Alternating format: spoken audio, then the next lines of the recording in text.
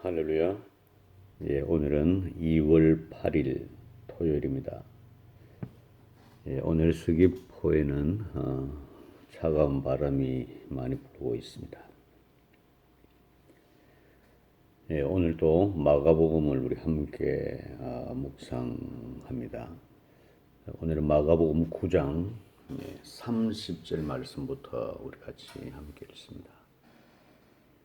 그곳을 떠나 갈릴리 가운데로 지날새 예수께서 아무에게도 알리고자 아니하시니. 예수님께서 제자들과 함께 이제 갈릴리를 지나서 이제 예수님이 계시는 이제 집으로 이제 오십니다. 그런데 예수님께서는 아무에게도 알리기를 원치 아니하셨습니다. 그 이유가 31절에 나옵니다. 이는 제자들을 가르치시며 또 인자가 사람들의 손에 넘겨져 죽임을 당하고 죽은 지 3일 만에 살아나리라는 것을 말씀하셨기 때문이더라. 예.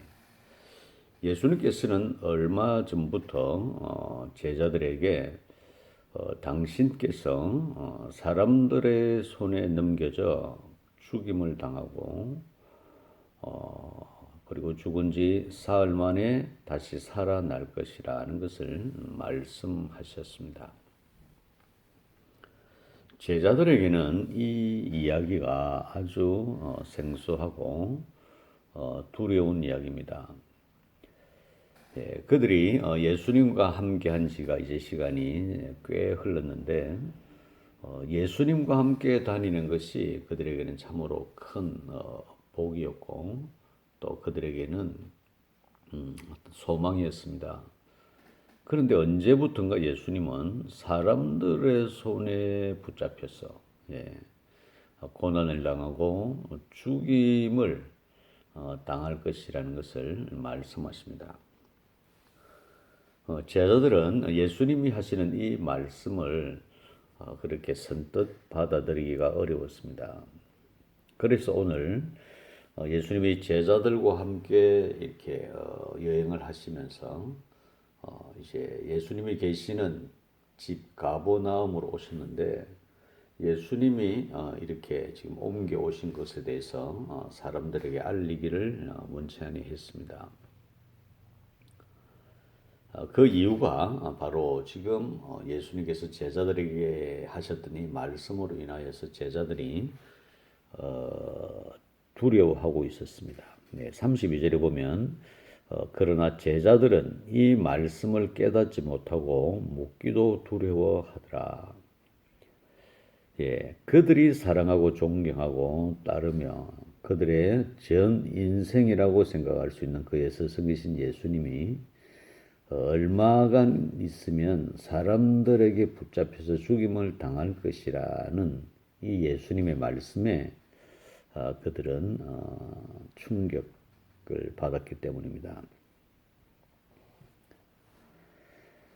사실 지금 예수님의 제자들은 모두 유대인들입니다. 유대인들이라는 것은 그들은 어릴 적부터 조상 적부터 전해오는 구약의 말씀, 온 인류가 죄에 빠졌고 그래서 그 인류들을 위하여 하나님께서 모세를 통하여 율법을 주셨고, 그렇지만 그 율법을 대대로 지켜왔지만 그것으로 해결되지 않는다는 것을 알고, 그리고 또 성경의 예언은 하나님의 아들 메시아께서 이 땅에 오셔서 온 인류의 죄를 감당하기 위하여 고난당하시고 죽임을 당할 것이라는 예언이 있음에도 불구하고 예수님의 제자들은 그들이 모시고 있는 분이 하나님의 아들이라는 것을 알고 있고 믿으려고 했지만 정작 예수님께서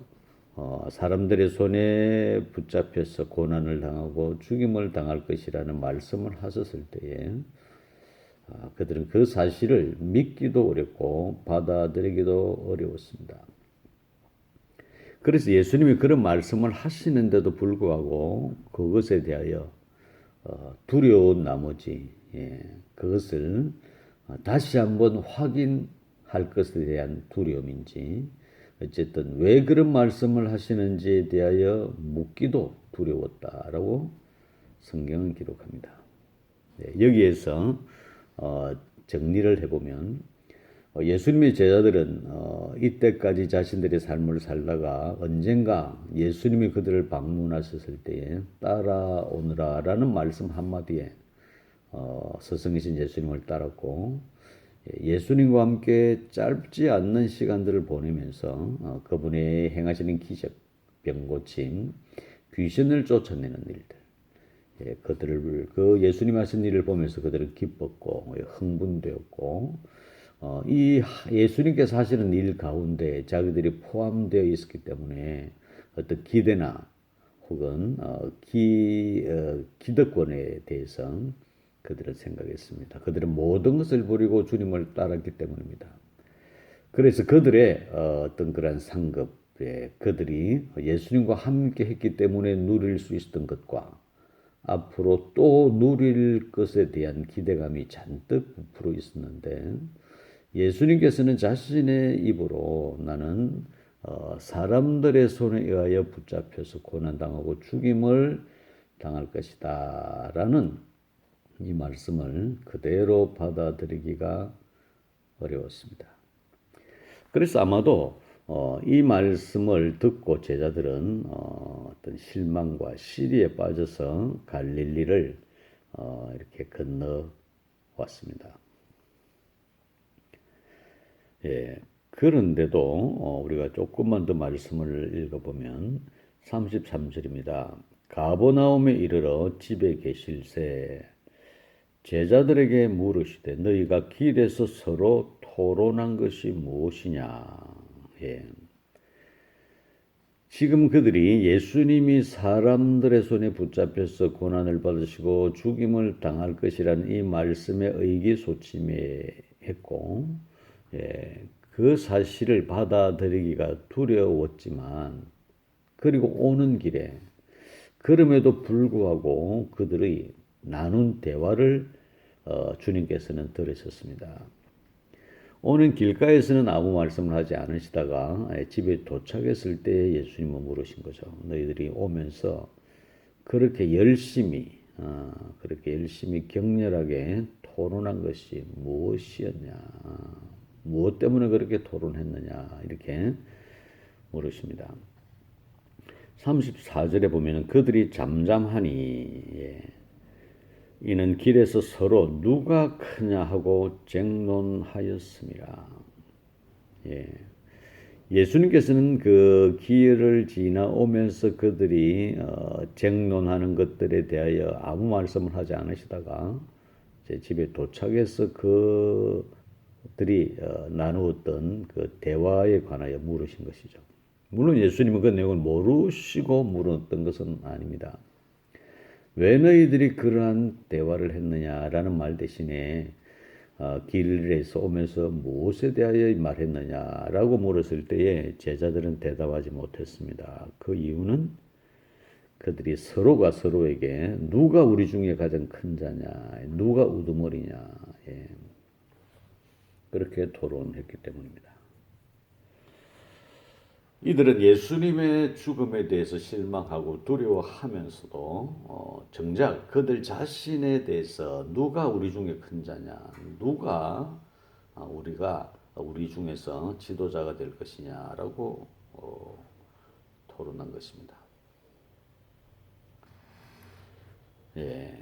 그 토론 자체가 뭐 잘됐다 잘못했다라고 말을 하기는 우리가 어렵지만 그들이 예수님의 죽음 앞에서 예수님이 장차 당하실 고난, 온 인류를 위하여 그분이 돌아가셔야 하는 이 중차대한 문제 앞에서 그들은 그 사실을 받아들이기가 어려운 가운데서도 그들 자신들이 내가 우리 이들 가운데 어떤 위치인가, 누가 제일 높냐에 관심을 가졌던 것입니다. 예수님은 그 대화에 대해서 제자들이 나누었던 그 토론에 대해서 나무라진 않았습니다. 그렇지만 예수님께서는 분명히 말씀하시기를 만약에 너희 중에서 지도자가 되려고 한다면 너희 중에서 큰 자가 된다면 첫째가 되고자 하면 뭇 사람의 끝이 되며 뭇 사람을 섬기는 자가 되어야 하리라 라고 말씀하십니다. 만약에 너희들 가운데서 누군가가 가장 큰 자가 되고 첫 번째가 되기를 원한다면 스스로 자기가 마지막이 되어야 한다. 진정으로 너희들이 첫째가 되고자 원한다면 꼬리가 되어야 한다. 그리고 지도자가 되기를 원하며 큰 자가 되기를 원한다면 섬기는 자가 되어야 한다. 그렇게 말씀하십니다. 이 평범한 이야기 가운데서 예수님은 제자들이 앞으로 어떻게 살아야 하는 것이 맞는지, 우리가 이 말씀을 읽고 있는 우리가 어떠한 삶을 살아야 하는지에 대해서 말씀하십니다. 예수님은 얼마 안 있으면 사람에게 붙잡혀서 고난을 받으시고 죽임을 받으시는데 왜 예수님이 이런 일을 하시는지, 왜 예수님이 하나님이시면서도 이 땅에 오셔서 스스로 종이 되고 스스로 인간이 되셔서 그 죄를 담당하시기 위하여 죽으셔야 하는 이 엄청난 일에 대해서 제자들은 도리어 자기들이 누구인가 거기에 관심이 있었다는 것입니다. 그래서 예수님께서는 정말 너희들이 큰 자가 되기를 원한다면, 첫자가 되기를 원한다면 섬기는 자가 되어야 한다. 예수님께서 온 인류의 죄를 대신하여 섬기시기 위하여 오셨기 때문입니다. 너희들이 정말 내 제자라면 내가 가야 하는 길, 내가 가고 있는 길, 내가 무엇을 했는지에 대하여 이해를 해야 한다. 나는 스스로 종이 되어서 온 인류를 위하여 대신 죽기 위하여 왔다는 것을 말씀하셨습니다. 그래서 예수님께서는 섬긴다는 의미가 무엇인지 구체적으로 이렇게 말씀을 하십니다. 36절입니다. 어린 아이 하나를 데려다가 그들 가운데 세우시고 그 어린 아이를 안으시며 제자들에게 말씀하십니다. 어린 아이를 예수님께서 품에 안으시며 말씀하시기를 누구든지 내 이름으로 이런 어린 아이 하나를 영접하면, 어린 아이 하나를 받아들이고 어린 아이 하나를 이해하고 그들이 처한 상황을 보면서 그 아이를 보살피고 받아들이는 것. 그래서 누구든지 이 어린 아이를 받아들이는 것이 곧 나를 받아들이는 것이다. 어린 아이에게 하는 행동들, 어린 아이에게 베푸는 자비, 어린 아이에게 하는 섬김, 그것은 곧 나를 나에게 하는 것이다. 그렇게 말씀하신 것이죠. 너희들이 정말 나를 사랑한다면 나를 이 땅에서 더 이상은 볼 수가 없겠지만은 내 마음이 심어져 있는 곳, 내 마음이 머무는 곳은 바로 이 불쌍한 사람, 어린아이, 어떤 일도 자기 힘으로 스스로 해결할 수 없는 사람들에 대하여 너희들이 그들을 돌보고 받아들이고 영접해야 한다는 것이죠. 그렇다면 그것이 곧 나를 영접하는 것이고, 나를 영접하는 것이 곧 나를 보내신 이를 영접함이니라. 스스로 누가 큰 자이며 우리 중에 누가 우두머리가 될 것인지에 관심을 가질 것이 아니라 우리 스스로가 내가 먼저 사람들을 찾아다니며 섬기고 돌보는 그런 사람이야말로 큰 자이다. 그런 사람이야말로 바로 내 제자다라는 것입니다. 나를 사랑하는 자는 내 말을 지킬 것이라고 말씀하셨던 주님은 오늘도 우리에게 말씀하십니다.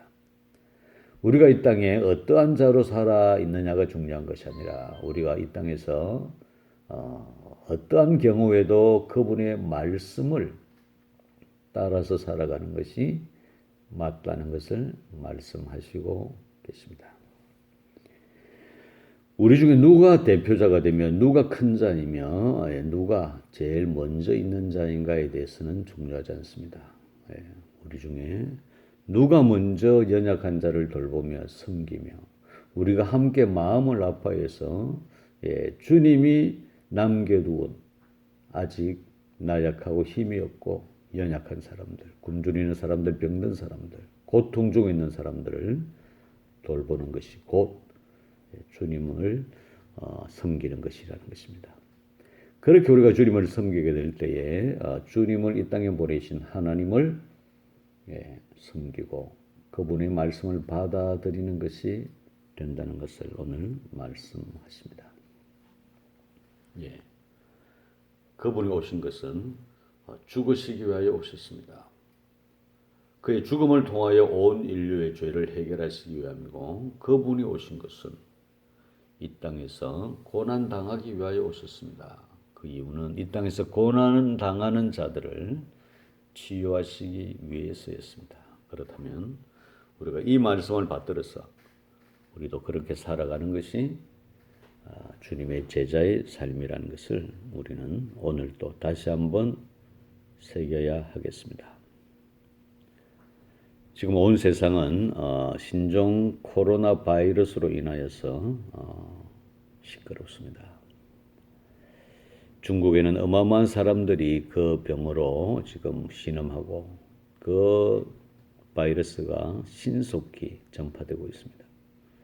들리는 소문에 의하면 북한에도 지금 그런 일로 온통 고통을 당하고 있다고 합니다.